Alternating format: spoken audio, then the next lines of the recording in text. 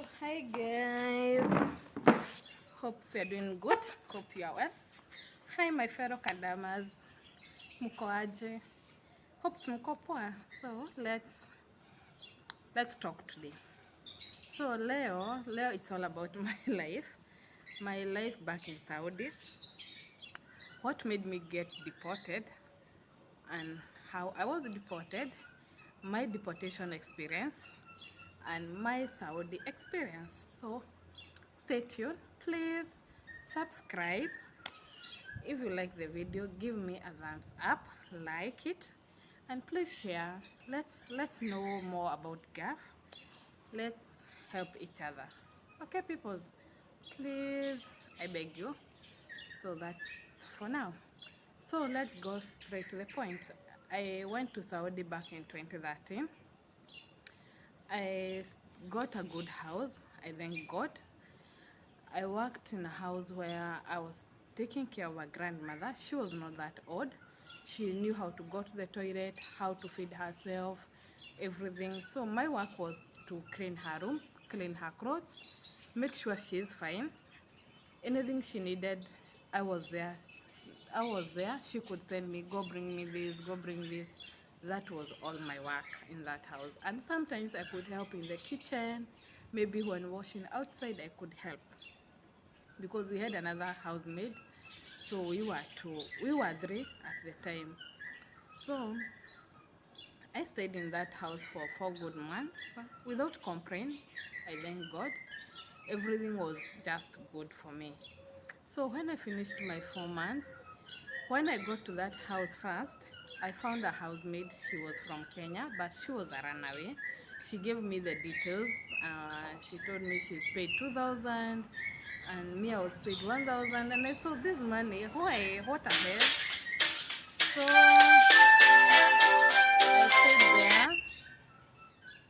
I stayed there. So after the 4 months, I ran away. Of course, I got out of the house, and I made sure that I came out with my passport. So I knew where that mother was keeping my passport. So I took my passport, and I went out with it. So before I reached where this girl was staying, because I took a taxi, they had noticed that I was not in the house. So they started calling me, and I had to switch off my phone. So I used the taxi's telephone. I asked the driver taxi to give me his phone, and I called Sarah and I explained to her they have started calling me, so I have to switch off my phone before they start tracking me. So I reached where Sarah was, and the first thing if you learn away was to draw your line and switch off your phone. And if you are using those phones for the battery, you had to disconnect the battery from the phone. So I went, Sarah welcomed me, and the first thing she did, guess what? She cooked for me ugari, and I was like, hey, ugari, and I've been eating rice and chicken for the 4 good months. So I was happy. She took me out, we went to the market, she took me around. But remember, here in Saudi, if you have to go out, you have to wear the hijab, and you have to wear a abaya, you have to look like them.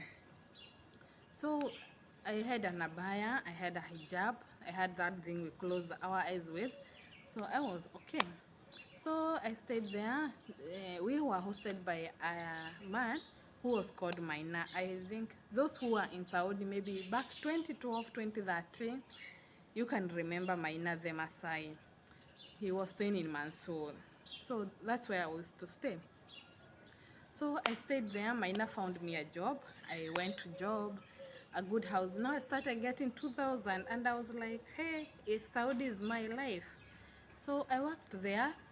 I think I worked for 1 year outside, and after 1 year, I just decided now enough is enough. All these dramas of if you go out, you are just scared of the police. Yani, if you go to a house, remember sometimes madam will not pay you, and he'll just start to threaten you that I'll call police for you, and you have no other option other than to get out of his house and go home. So me, I was feeling just I'm tired with that life. So I just told Anne, and you know what, me, I want to go home. Now I've worked there. I think because now it was 2014 in February. I just decided I want to go home. So I told Sarah, and Sarah also told me, even me, I think I'm tired. I want to go home. So we went home. No, we decided now the process to go home. The process to go home is you run away. It's either you are caught by the police and deported. Okay, sorry for that, for the noise. It's a car outside the gate, so I'm sorry for that. So after that, we went. The process was to go home was to get deported. There is no other option. If you are run away, there is no other option other than to go through deportation center. So we went. I told Sarah I'll go first because I don't know much, so I have to go first. So I took a taxi and I went to the embassy for Kenya. Those who know Saudi or those who are in Saudi, you know, before you get to the embassy, there is a very tough road block almost to the embassy, to the Kenyan embassy. So if you are not caught on the roadblock, and now you'll be caught in the embassy. So I went to the roadblock. They never even bothered. Imagine they had these people. I was just like, simunishike, simi nataka kwenda home, and they never caught me. So we went, and the taxi dropped me in the embassy.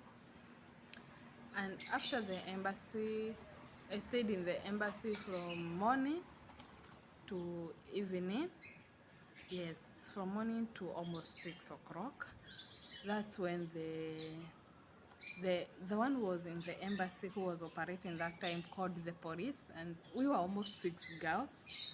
The police came, very good police. I don't, for me, if so that time the police came, took our bags and put the bags in the car, and we were taken to the deportation.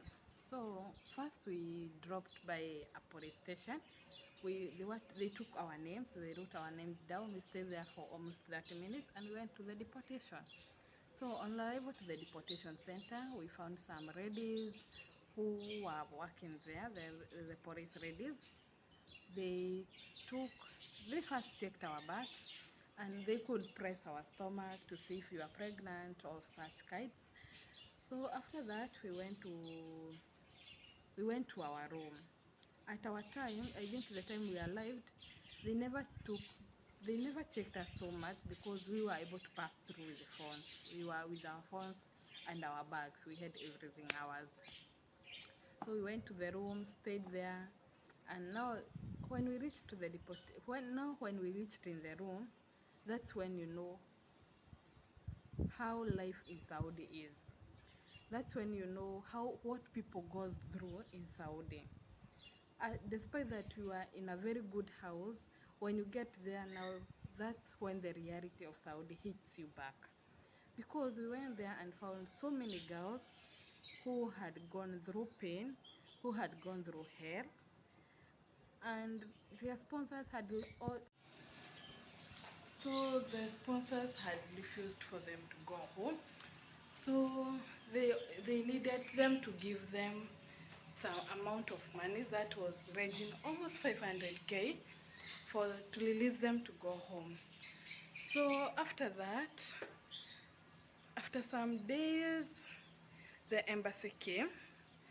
The main the embassy came, took us some passport, and after the passport, they took us those two photos for the passport. Now that's when our process started. So after the process started, we stayed there maybe for 3 days. For 3 days, then our papers came out, and we were ready to go home. So after the papers came, we stayed another 2 days. We went. There is a, I don't know if until now the process is the same, because after papers zimekuja, we could go there down and they had elderly men, like I think it's the council of 12 men, which you could go around with your papers. They could read because it's written in Arabic, and they could put a stamp for you. And if one could not put for you a stamp, you could not travel. So you had to make sure each and everyone put for your stamp. Then at the end of the door, when you are getting out, now you could get the exit. Now the last stamp was the exit, and now you could travel the following day. So that's how I got myself into deportation, how I traveled back home. I thank God the process was not that hard for me, and my stay in Saudi was not that tough. So I could like to encourage anyone, if you are in Saudi or if you're in another country, just know if you are run away, there is no shortcut. You have to go deportation. And sometimes deportation is hell, sometimes deportation is good. Because in deportation you get food, you get soap, you get everything. They provide everything when you are there. You eat good. That one is a tick. I give a credit where credit is supposed. So eating in the deportation was good. But the other thing, hell no. Sleeping, you sleep maybe 3 or 4 in one mattress. Other issues, and people are sick, you are sharing the same things. You are not only Kenyans there, all the countries are there. So it's just hell. So if you are out there and you are run away, just know no other shortcut. You have to go through deportation. And if you want to run away, please just try to get out with your passport. Find any means to get out with your passport. That is another tip I could give you. Get away to get your passport and run away with it. Because even when you go to the deportation, don't give out your passport.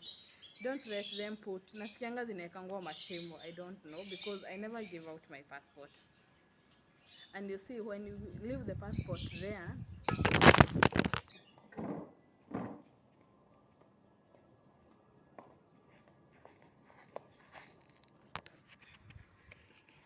so when you leave the passport there, you will be, when you go back to Kenya, you will have to pay for another passport.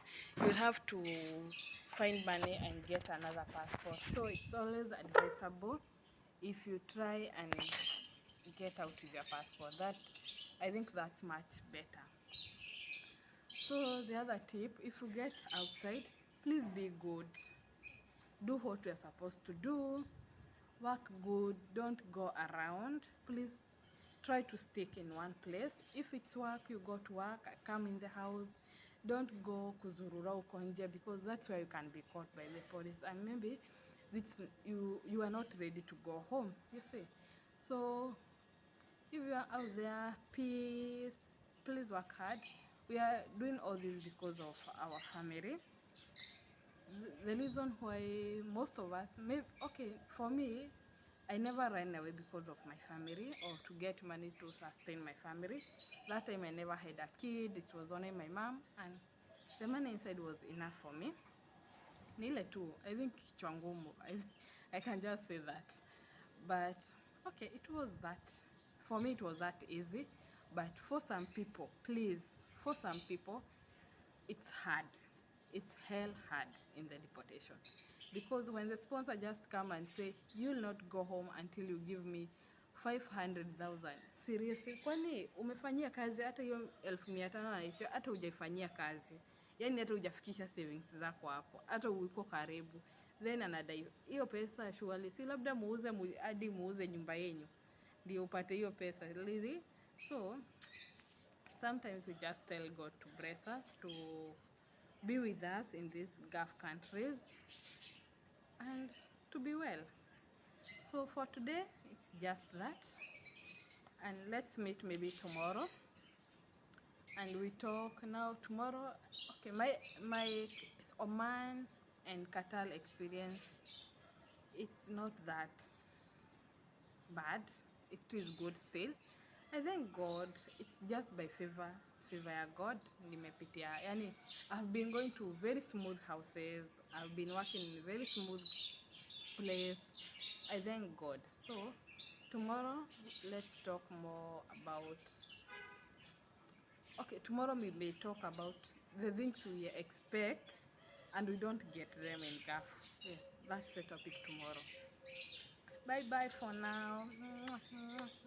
Nawapenda sana. Please subscribe.